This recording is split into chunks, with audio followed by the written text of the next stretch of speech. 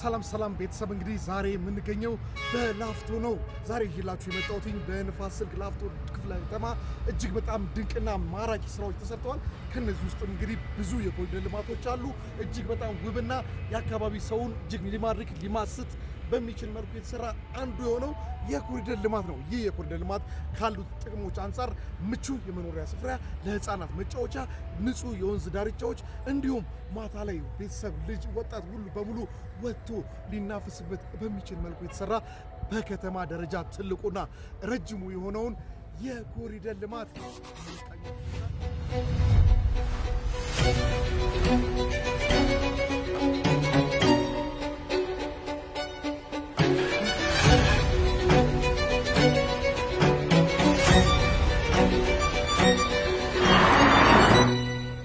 በትውልድ ላይ መስራት ዛሬን ሳይሆን ነገን በማሰብ ዛሬ እየተሰሩ ካሉ አንዱ ስራዎች ውስጥ በልጆች ላይ ነው።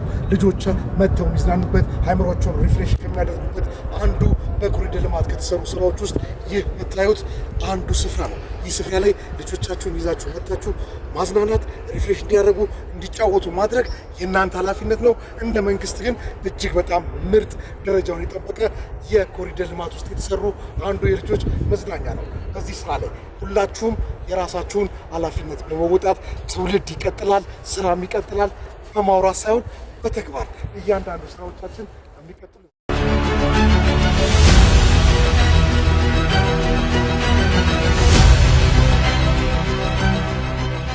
ከኪነጥበብ ዘርፍ ውስጥ አንዱ የሆነው የአምፊ ቲያትር ነው። አምፊ ቲያትር ትርክቶቻችንን ከመገንባት አንጻር የሀገራችንን የቱሪዝም መስህብ ከመሆኑ አንጻር ብዙ ነገሮቻችንን በኪነ ጥበብ ልንገልጽ እንችላለን። ከነዚህ ሰዎች ውስጥም አንዱ የሆነው የቲያትር ትርክቶቻችንን መገንቢያ ከሆኑት ውስጥ የምታዩት አምፊ ቲያትር ፕሌስ ነው። ይህ አካባቢ እጅግ በጣም ማራኪ ሳቢ የሆኑ ደግሞ ተሰርቶ ማህበረሰቡ ትርክቱን የሚገነባበት አብሮነትን የሚያስቀጥልበት የኢትዮጵያ እሴት የሆኑ ስራዎችን የሚያስካሂድበት አምፊ ቲያትር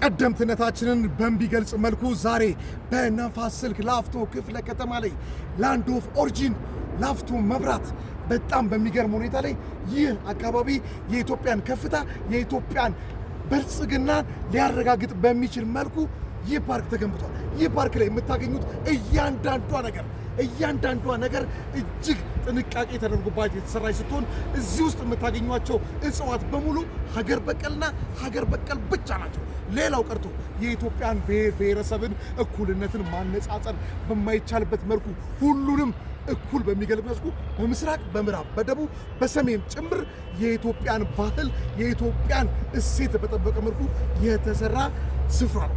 ይህ የኮሪደር ልማት የድንጋይ ክምር ሳይሆን የነዋሪውን ምቾት ታሳቢ ያደረገ ትርኢት ነው።